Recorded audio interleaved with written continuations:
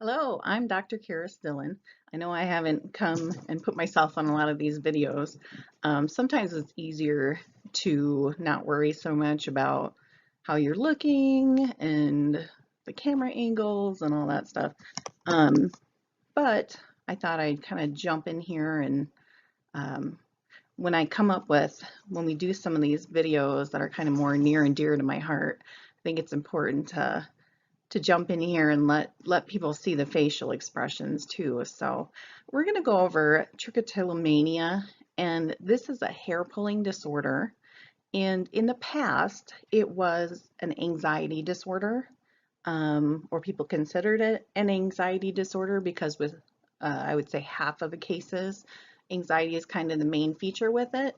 But obsession or compulsion, which is it's not what it sounds, um, there's there's some aspects of the disorder that have that repetitive I need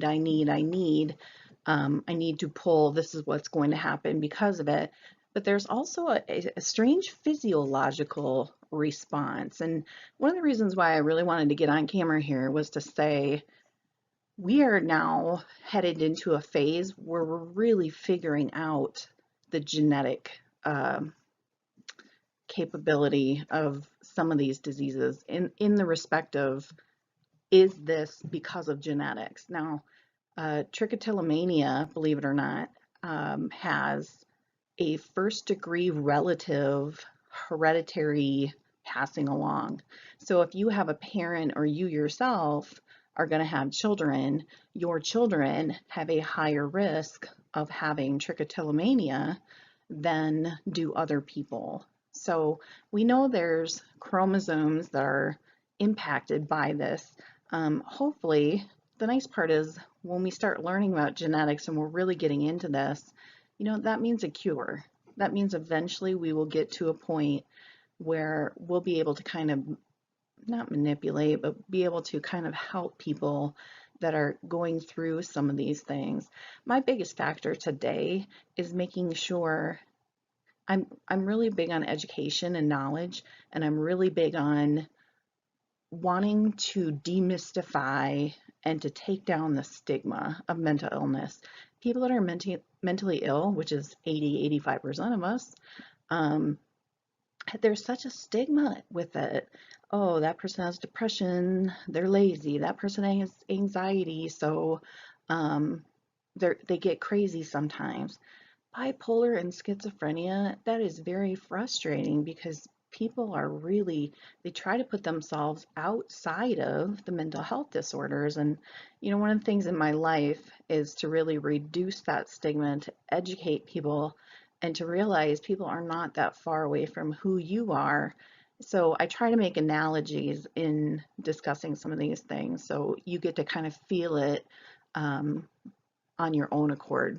If I had this, what would this feel like? So this is from the Diagnostic and Statistical Manual of Mental Disorders, DSM edition 5. And this is trichotillomania, which is hair pulling.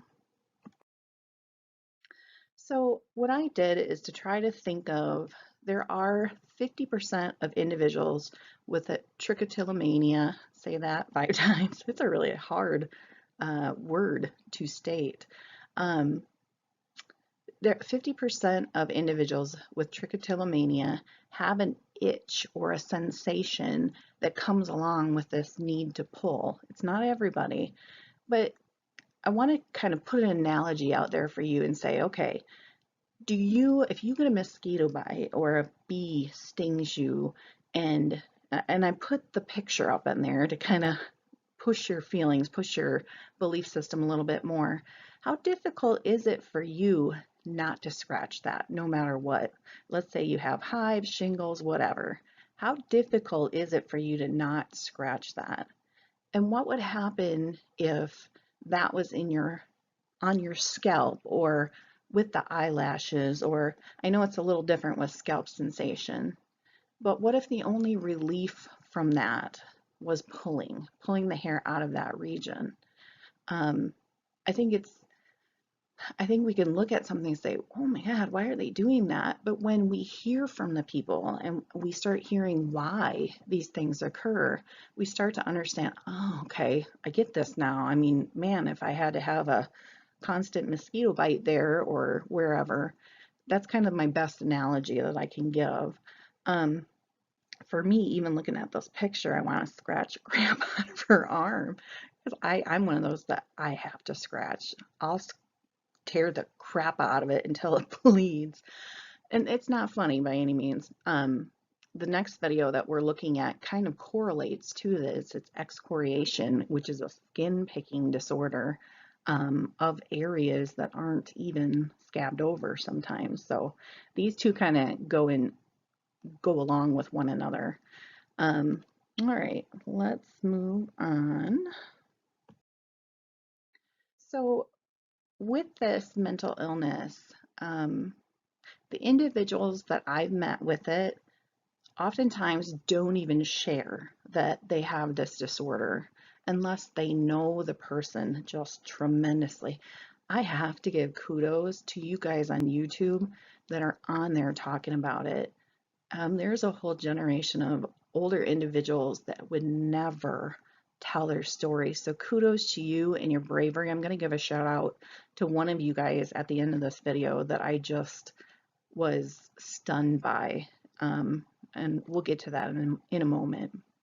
So individuals that will pull that hair will get a balding in that area, and they'll try to oftentimes maybe comb their hair over that spot or wear scarves, wear hair pieces or wigs um, to cover that. And there's a lot of shame and guilt that comes with that. People do not overall want others to know that they're experiencing this. So what's underneath my picture down there, it says, not only do people pull from the scalp, they pull from eyelashes, eyebrows, sometimes pubic region, armpit hair, as well as hair on legs and arms. Now, the most common is the eyebrows, the eyelashes, and the scalp, but there are others that pull hair from other regions as well. I think understanding um, the need to pull or the want to pull really helps us to be way more understanding to individuals that are suffering from this. I just don't want people to feel like they have to hold these things away from others. Um, we live in a world where we have some of the most non-tolerant people and the most tolerant people out there, and I want people to really be able to connect and get that support that they need with any form of mental health. So moving on. Yeah, I'm still getting used to all this camera stuff, and I love psychology. I love everything about it.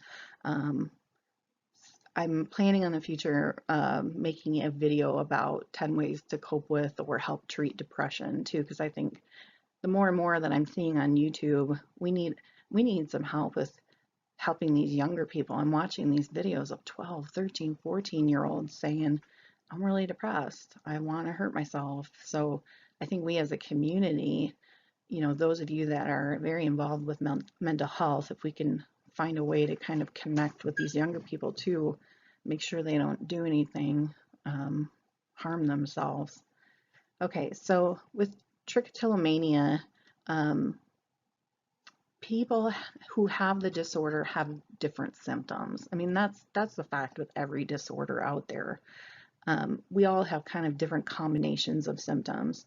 So when I see you guys sometimes, and it's not everybody, griping about what is depression versus not, it just drives me through the roof because number one, we're not, well, most of you guys haven't had the schooling to be able to say, okay, well, this is major depression, and this is dysthymia, and this is moderate depression.